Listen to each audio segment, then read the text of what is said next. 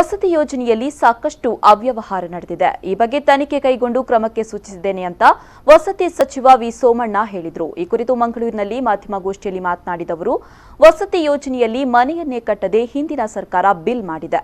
ಮನೆ ನಿರ್ಮಾಣವನ್ನೇ ಮಾಡದೆ fake bill ಮಾಡಿದ್ದಾರೆ. ಈಗಾಗಲೇ ಎಲ್ಲ 224 ಕ್ಷೇತ್ರಕ್ಕೆ 211 ಕೋಟಿ ಹಣವನ್ನ ಮನೆ ನಿರ್ಮಾಣಕ್ಕೆ ಬಿಡುಗಡೆ ಮಾಡಿದ್ದೇವೆ. ಜಿಲ್ಲಾ ಮಟ್ಟದ ಅಧಿಕಾರಿಗಳು ಸೂಚನೆ ಮಾಡಿದಲ್ಲಿ ಅರ್ಧ ಕಟ್ಟಿದ ಮನೆಗಳನ್ನು ಪೂರ್ಣಗೊಳಿಸಲಾಗುವುದು. ಈ ಬಗ್ಗೆ ವಸತಿ ಇಲಾಖೆ ಮನೆ ಕಾಮಗಾರಿ ವೀಕ್ಷಣೆಗೆ ಆಪ್ ಕೂಡ ಮಾಡಿದೆ. ಇನ್ನು ವಸತಿ ಯೋಜನೆ ಪೂರ್ಣ ಮಾಡಲು ಸುಮಾರು 200 ಕೋಟಿ ರೂಪಾಯಿ ಬೇಕು. ಅದನ್ನು ಈ ಮಾರ್ಚ್ ಒಳಗಡೆ ಪೂರ್ಣ ಮಾಡಲಾಗುವುದು.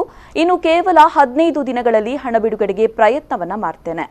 ಮುಂದಿನ ಬಾರಿಯಿಂದ ಒಂದು ಮನೆಗೆ 2 ಲಕ್ಷಕ್ಕೆ ಹಣ ಬಿಡುಗಡೆಗೆ ಸಿಎಂ ಯಡಿಯೂರಪ್ಪರವರ ಬಳಿ ವಿನಂತಿಸಿಕೊಳ್ತೇನೆ ಅಂತ ಹೇಳಿದರು. ಮಾರ್ಚ್ ಆದ್ಮೇಲೆ ಏನು ಮಾಡ್ತಾ ಇದ್ದೀನಿ ನಾನು ಇವಾಗ ಎಲ್ಲ ತೆಗೆದು ಇನ್ನು ಉಳಿಕೆದೇನಿದೆ ಇನ್ನೊಂದು 10-15 ದಿವಸದಲ್ಲಿ ನಾನು ಅದನ್ನು ಯಾವ್ಯಾವ ಕ್ಷೇತ್ರದಲ್ಲಿ ಎಷ್ಟೆಷ್ಟು ಮನೆ ಲಾಕ್ ಆಗಿದೆ.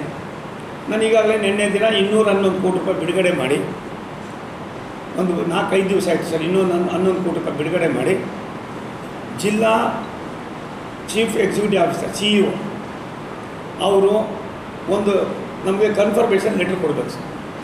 ಇಂಥ ತಾಲೂಕಿನಲ್ಲಿ ಇಂಥ ಪಂಚಾಯತಿಯಲ್ಲಿ ಇಷ್ಟು ಮನೆಗಳು ನಾವು ಅರ್ಧಂಬರ್ಧ ಕೆಲಸ ಆಗಿದೆ, ಇದಕ್ಕೆ ನಾವು ಹಣ ಬಿಡುಗಡೆ ಮಾಡಬೇಕು ಅಂತ ಅಂದ್ಬಿಟ್ಟು ಹೇಳಿದ ತಕ್ಷಣ ನಾವು ದುಡ್ಡನ್ನು ಬಿಡುಗಡೆ ಮಾಡ್ತಾಯಿದ್ದೀವಿ.